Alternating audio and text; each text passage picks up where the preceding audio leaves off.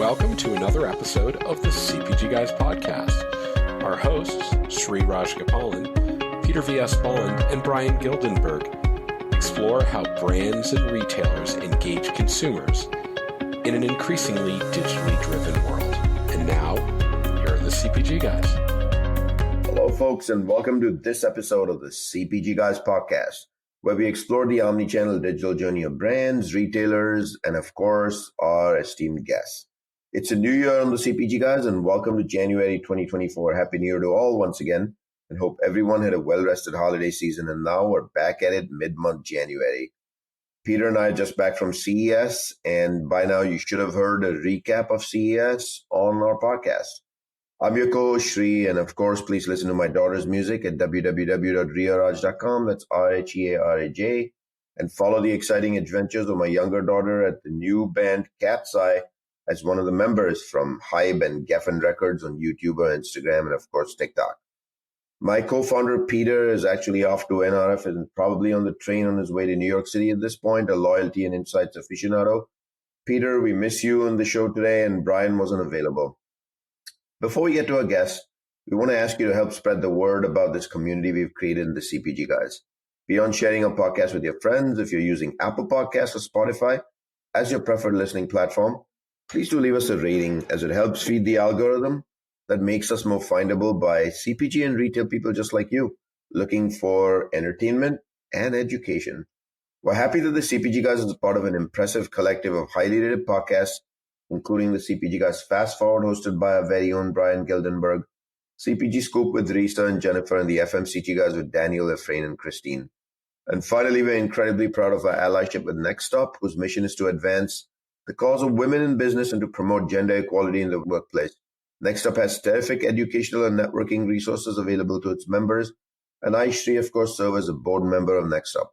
Links to our podcast collective and our landing page on Next Up site may be found in the digital liner notes of this episode. So let's get on to our special guest. Our guest today is from Stride Consumer Partners, a private equity firm that specializes in partnering with talented and dynamic founders, entrepreneurs, business leaders, to enable the next generation of great consumer brands. Founded in 2019 by a passionate group of experienced and successful investor operators, their unique approach brings together a fully integrated team of successful investors working alongside seasoned operators to help high growth and disruptive consumer products and services businesses hit their stride. Sharon Fox is one such leader, and of course is Stride Consumer Partners' operating partner and founding member.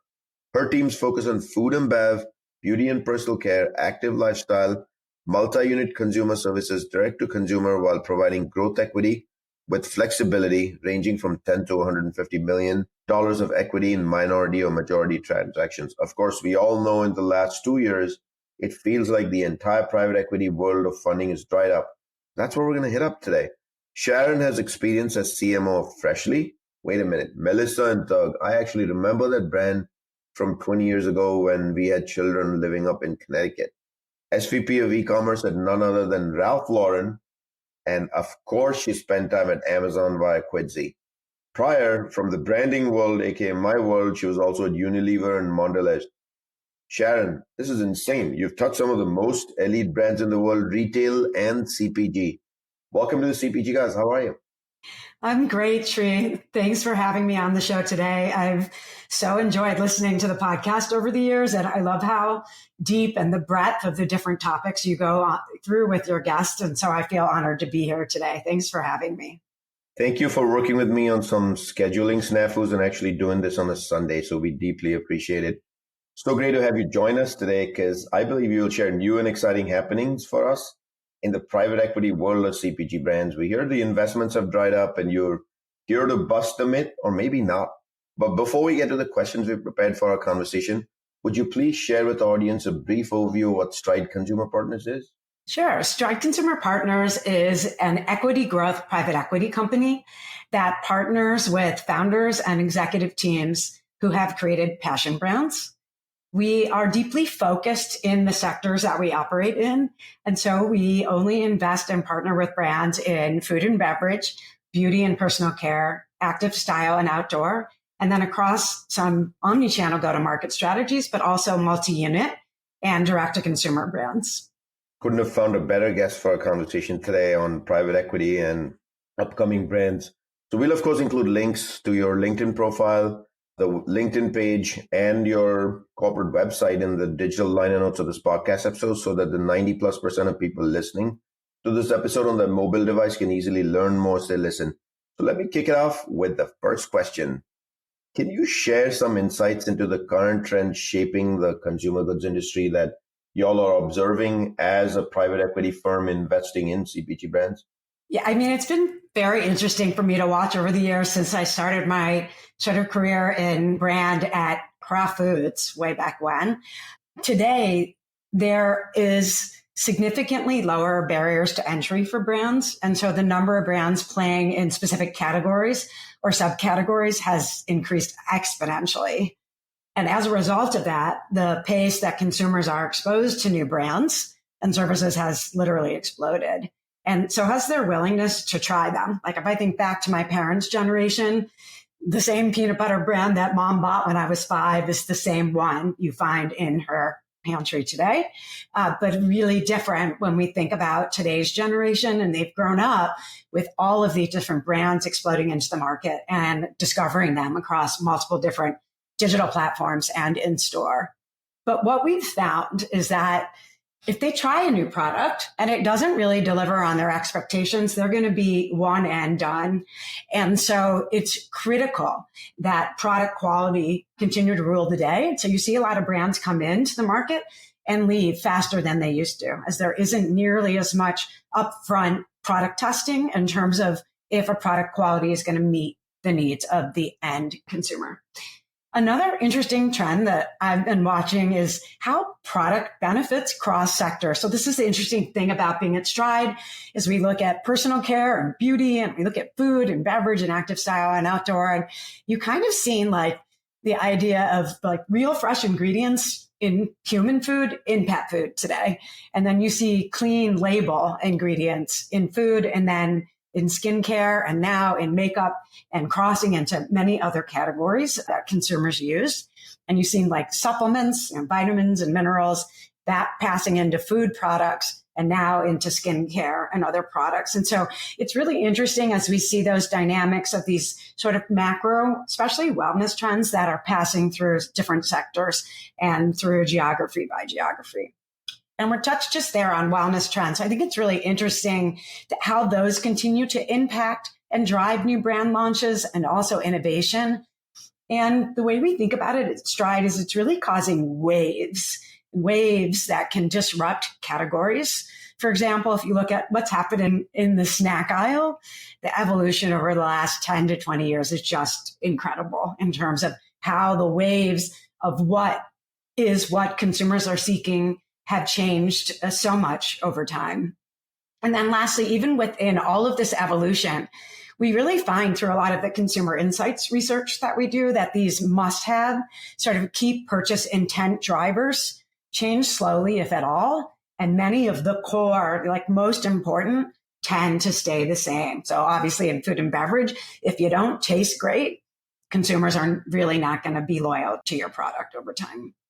Oh, I couldn't agree more that if you're in a food brand, taste is everything at the end of the day, because, you know, in the variety of roles I've held in past lives at PepsiCo, we've explored very health and wellness oriented options. But if it didn't taste to the consumer satisfaction, at the end of the day, what consumers said versus how they acted in store or online didn't actually come together on a curve. But Sharon, I'm curious. So obviously, that world has evolved. It's a very different world than it ever was.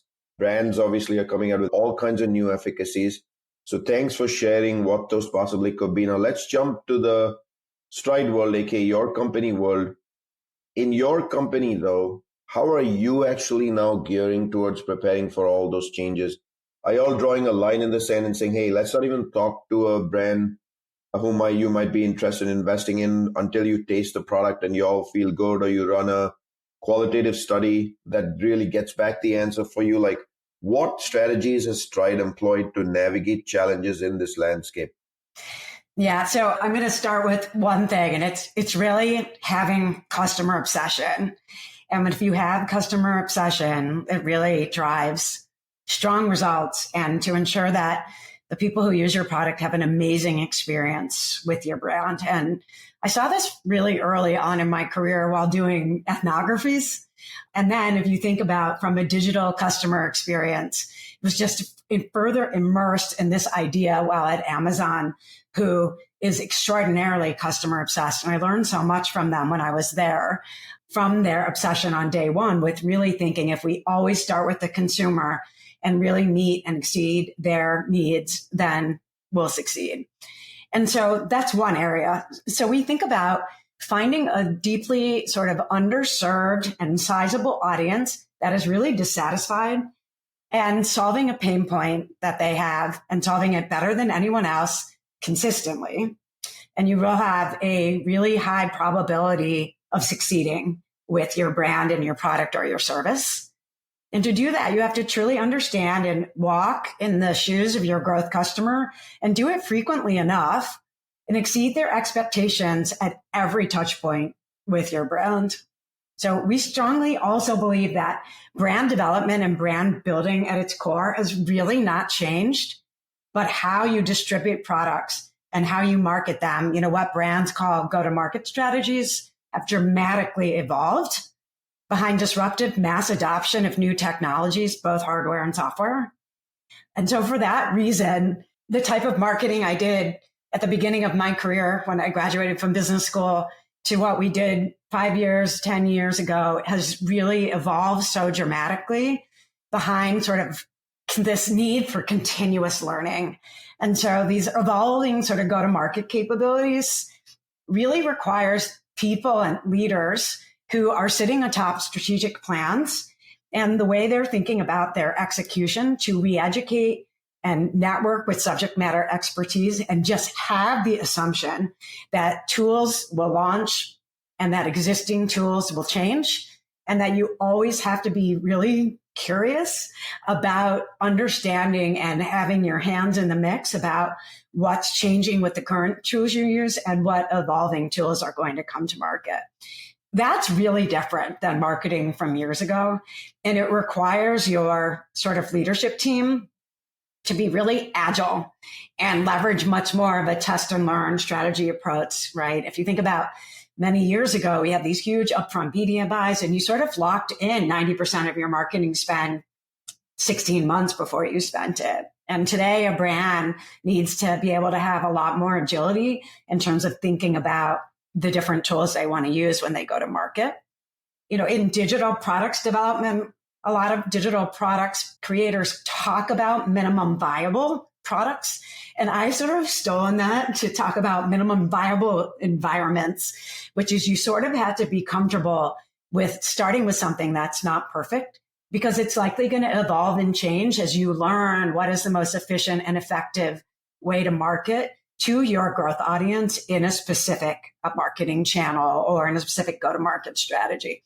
And so it takes some time to find each brand's unique playbook and to be able to scale it really effectively and efficiently over time. And then lastly, one of the other biggest changes is that you really need to meet the consumer where they are. It's no longer true that if you build it, they will come. And I remember watching this explosion of all these different direct-to-consumer sites and subscription businesses. I was at Freshly and just having this eureka moment that there's no way the consumer is going to shop 30 to 40 different sites a week. And that consolidation was going to come, right? And the grocery stores and the mass retailers, they all realized that they have this massive opportunity to leverage technology and to give consumers a lot of options. You can come into the store, you can order online and have it delivered. You can order online and we'll put it in your trunk for you. And they realize the power of really meeting the consumer where they are. And then the consumer is like, okay, now I can still get most of what I need in these 5 places every week rather than the 30 that brands are expecting consumers to try to manage in a short period of time. So you kind of gave us a little bit about how Stride itself is meeting this changing world of how consumer goods are created these days and how you're prepping for it. I'm curious to know, though, are there specific criteria that you all at Stride prioritize when a brand talks to you? Like, is it P&L based only? Is it food brands at the end of the day, taste wins? You mentioned subscription briefly, which of course was a crazy world 3 years ago, pre-COVID. Do they have to be omni-channel? Are you looking for distribution in store? Like, is there a specific set of criteria? I mean, I honestly believe in my core that most brands that will successfully scale over their lifetime can't be distributed only in a single channel anymore. The customer journey is much more complicated, and that brands have to meet the consumer where they are, which requires them to be in the different channels where their core growth audience is most often. And so I really do believe brands, by the way, I think starting in a mono channel makes a lot of sense. Get really good at it. And then when you feel like you've really figured out that channel and you better understand your growth audience and how he, she, or they shop, you can then be like, my next adjacent is here, right? And then my next adjacent is here. Sometimes brands get really excited and they roll too quickly. That also can cause a brand to stumble just by dividing their resources and their attention across too many new frontiers that they haven't yet had a chance to test and learn within. So what I'll take away is there's some comprehensive set of criteria that you're actually deploying. There's no one magic silver bullet, but I think one of the most important things that you said, and I could not agree more on, is don't be a brand that's unichannel. Don't be just D2C. Don't be just in-store. Don't only be a third-party marketplace seller on a third-party platform. Like, get your distribution with the maximum reach as possible. Is that a fair comment, Sharon? It's absolutely fair. So Peter and I and Brian, when we look at modern D2C brands, one of the areas we always see some news or messages is sustainability and ethical practices. So can you discuss the role of those two, both sustainability and ethical practices, in the consumer goods sector? And does it influence private equity investment decisions in general? Yeah, I mean, I think we define, well, let me start by saying we tend to partner with founder-led brands and or brands that are on a mission. And so we tend to define ESG a little more broadly. So environment, social, and governance in terms of how a brand or service is in some way improving the lives of their consumers, even if it's some small way that really makes their lives better. And so for that reason, we really believe at Stride that authenticity matters. So does say, do. So if we're going to say or promise something, you really need to do it.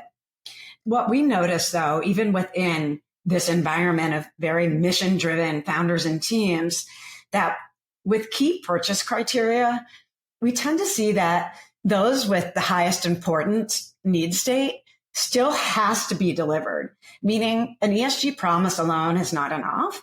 And so, for example, if a better for you ice cream product still has to taste great and satisfy an indulgent need state, no matter what other ESG promises it delivers, otherwise on those alone, it won't succeed. And what I've sort of come to believe is that ESG practices really ladder up to extraordinary product quality and processes. How it's made, the ingredients, third-party certifications, supply chain, how the brands really think about the entire end-to-end process of how they deliver their products to the end consumer. And with a fantastic high-quality product that meets or exceeds their needs and strong ESG promises can deliver sort of trust and drive stronger emotional connection with consumers. And so these factors can truly impact sort of brand advocacy, retention, and loyalty.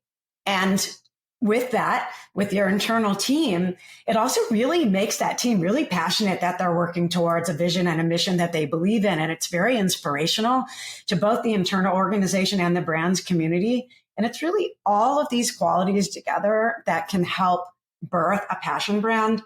And when Stride is looking to invest in a company and really meet different founders and their teams, that's what we're looking for. A passion brand has extraordinarily high advocacy, extraordinarily high loyalty, a deep word of mouth, high net promoter score, high lifetime revenue and lifetime value, where consumers are so excited when they discover the product, they want to go tell 10 people about it right away.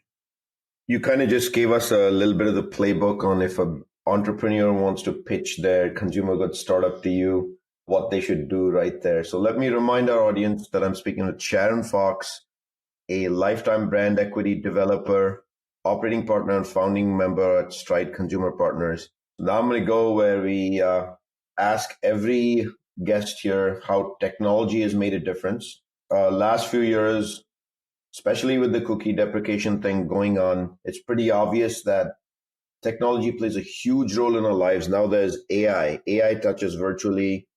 People think AI is yet to come, but AI touches many things we already do in our life every single day. In your experience, how has technology impacted the CPG industry? And then does it actually present opportunities for you? Is it every day becoming a steady challenge, or is it just a mixed bag? Yeah, I mean, technology has definitely impacted the consumer goods industry. And I think it has brought both a lot of opportunities. And then with some of those opportunities is in the early days, they became sort of addictive in terms of what they could create, in that doing so created challenges. So first of all, the technology creates immense amounts of behavior data that helps with audience segmentation and profiling. This allows for deep microsegmentation that didn't really used to exist. And that segmentation can feed into these really sophisticated platforms that have built-in algorithms that are getting more and more sophisticated, especially with AI, as you said. But what happened is there still is a deep dominance in just a handful of these platforms, which were really driving up the cost for consumer products goods to really talk to consumers about their products and services. And in the early days, brand teams were so focused on mastering these platforms and allowing the algorithm to do a lot of their work for them that it really started to hollow out the brand, meaning you sort of went with what creative and what message, what image worked, even if that message altogether wasn't necessarily driving and building your brand. And so for a while, a lot of brand strategy, in my opinion, really fell to the wayside. And this also drove risks of false positives, because you might be saying and promising something, but at the end of the day, you get those one and done consumers who try and doesn't really deliver what they expected after they experienced some of your advertising. And when you had the new privacy laws and large platforms being walled gardens, and they started to change some of the game, that there's been this massive shift and a pendulum swing. So I call it the rise and fall of the algorithmic marketer, and the emergence of the full stack marketer has really changed.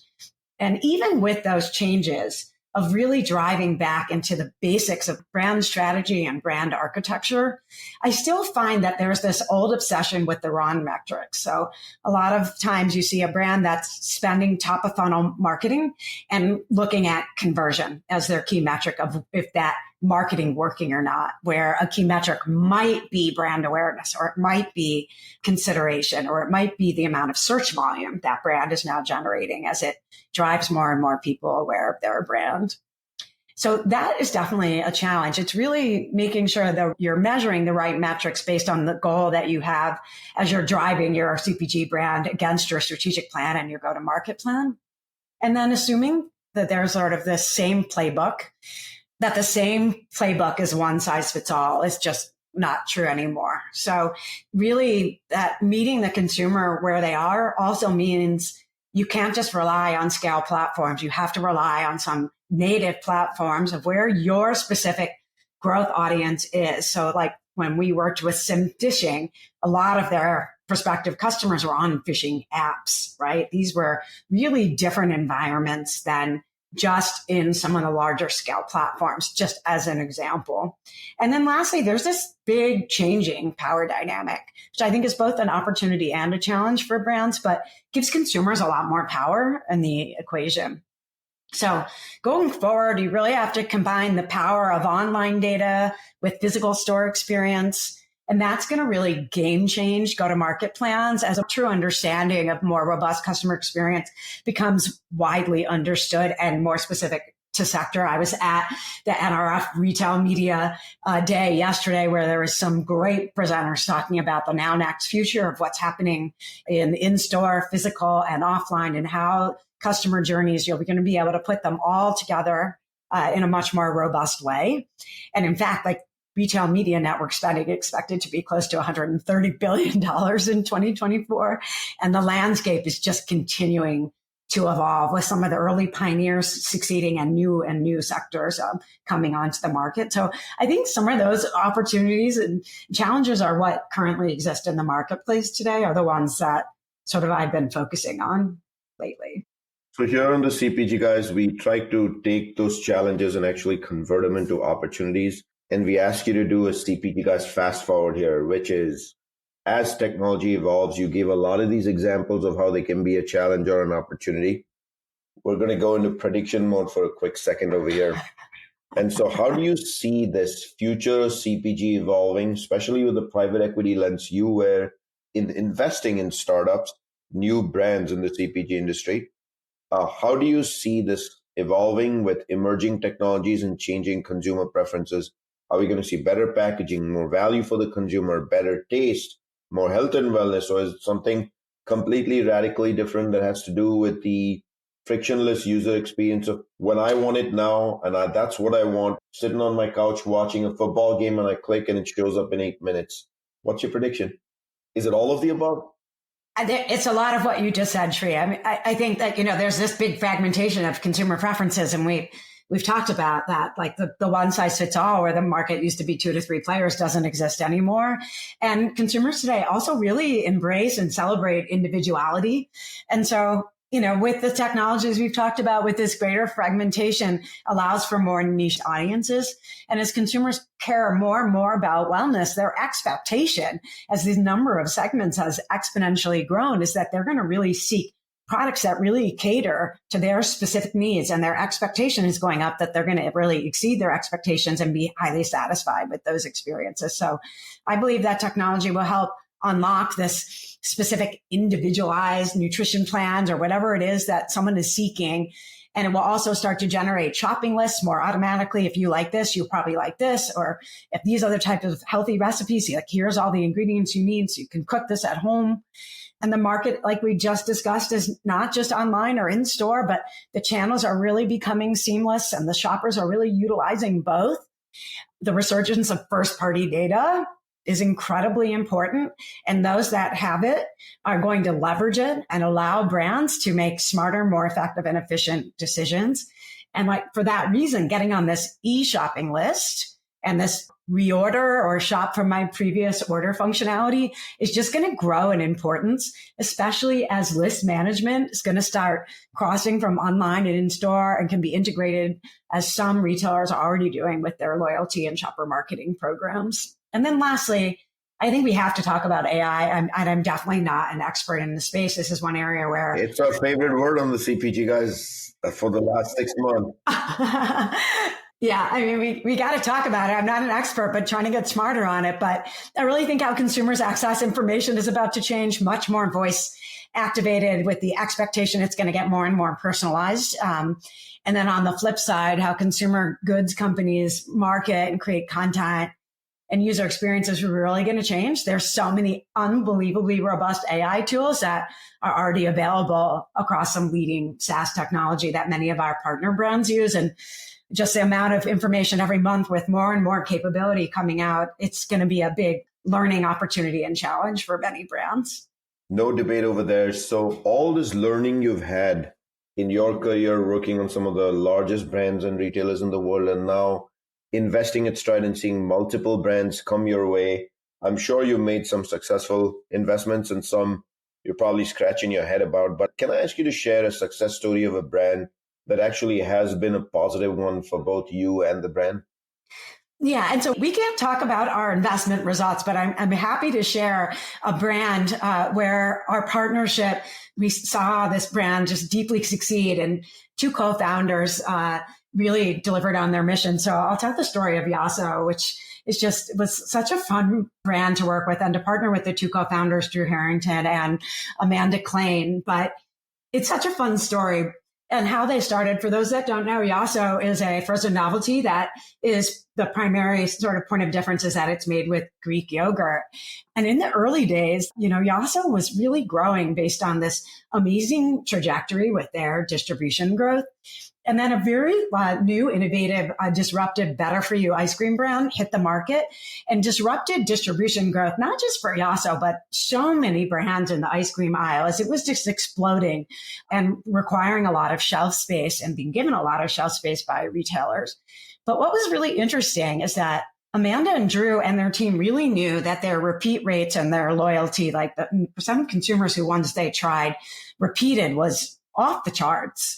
And so what they did is they pivoted to really driving growth within their current distribution. And the way they did that is part of the fun story of some of the work we did with them, that they did segmentation work. So they knew their growth audience and their psychographics inside and out and felt very confident that the size of that segment was large enough for them to have a lot of growth runway. They really thought about their positioning. So when Yasso started, they thought of their marketplace as better for you, frozen novelties, then better for you ice cream. And then they decided they were going to go after snacking, right? And when you think about that shift in one's frame of reference was just massive for unlocking growth for them. And so they really thought about permissible snacking. And to do that, they realized they had to really focus on their shelf impact. And at one point, their share of shelf, they had 80% of a freezer door across most of their largest retailers. And so, Shri, to your question, their packaging mattered. Their category management mattered. What products were primarily on the shelf with really strong data to back up when they were having these top to tops with their partners about what was the right variety.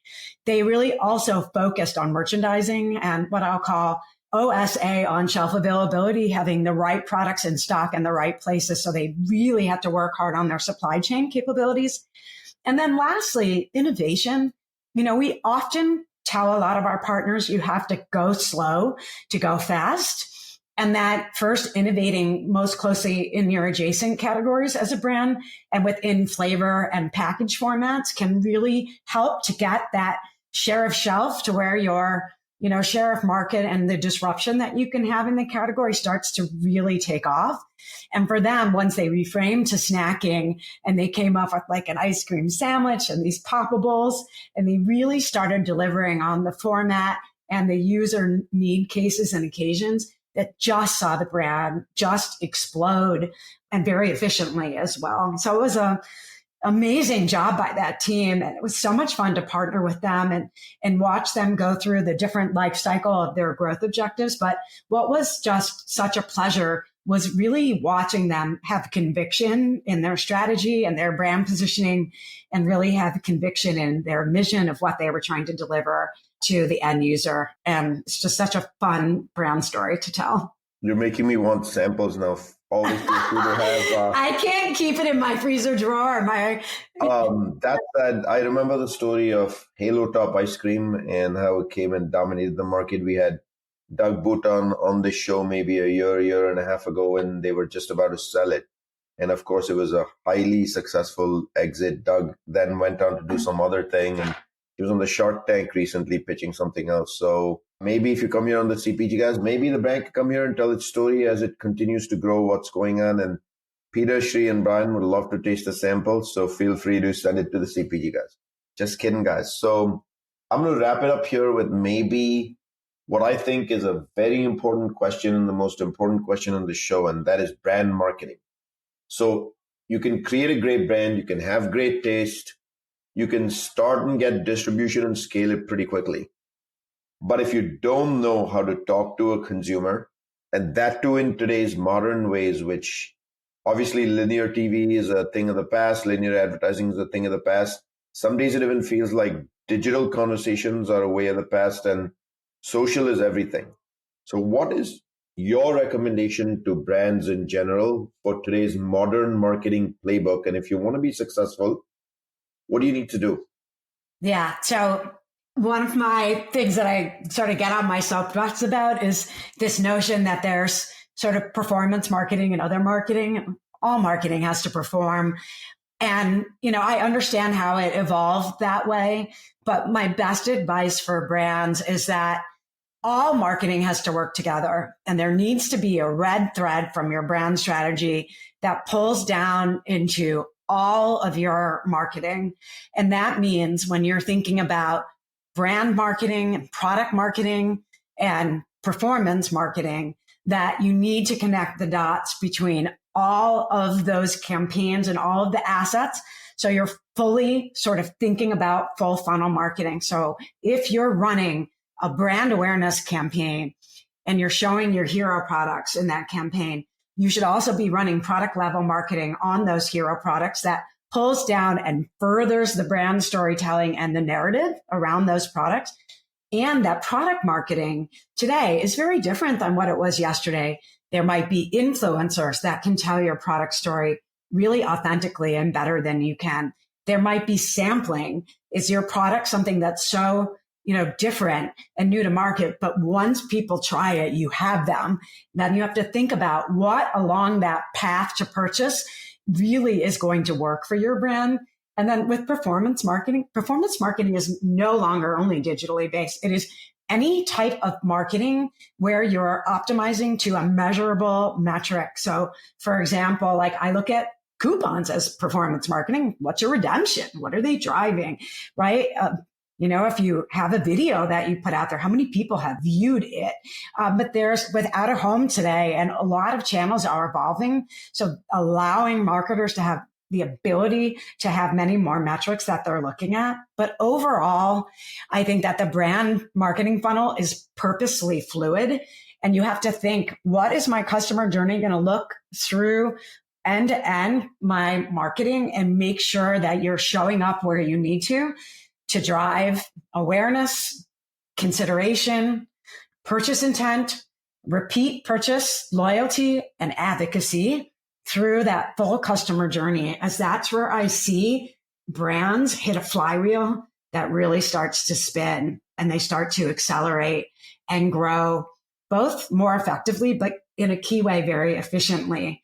Because as your brand grows and you scale marketing, it's really can be very challenging if you start running out of the ability to spend enough money to keep up with your growth, because you haven't found that 1 + 1 = 3 solution where you have, in these old marketing mix models, they used to call it unexplained momentum. But that unexplained momentum is what comes from really fantastic full funnel integrated messaging from beginning to end.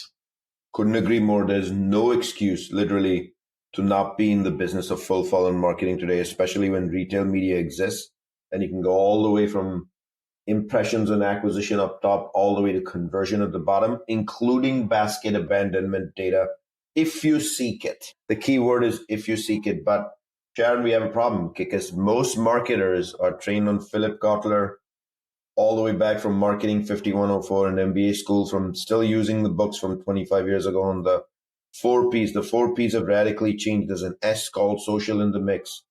My plea to marketers is be modern, be curious, be very externally focused. Look at the landscape around you. And that's kind of the story you told us today, which was awesome. Let me remind our audience that you can find all of our content simply by going to a website and typing cpgguys.com. And if you think you or your company has some thought leadership to contribute to a community discussion, drop us an email at contact@cpgguys.com. And maybe you can join us on this podcast just like Sharon did. Don't forget to drop us a rating at cpgguys.com in the navigation bar on the top right-hand side of the website. Why this is important is you dictate who comes on the show. You shape this. You'll already know the story here.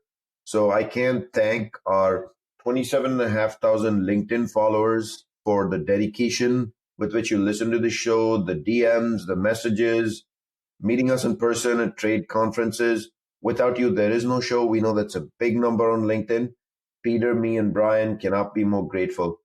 Sharon, it was such a pleasure to have you on the show and touch the world of branding, new brands, startups. We've been waiting for an episode like this for a while, and hence we fast-tracked it.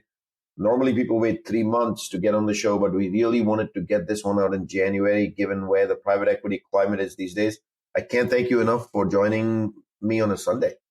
Likewise, Sri, thanks for having me. I hope you enjoy the rest of your weekend. And thanks again. And it was so much fun. I loved our conversation today. Folks, that's a wrap. We'll see you on another episode of the CPG Guys.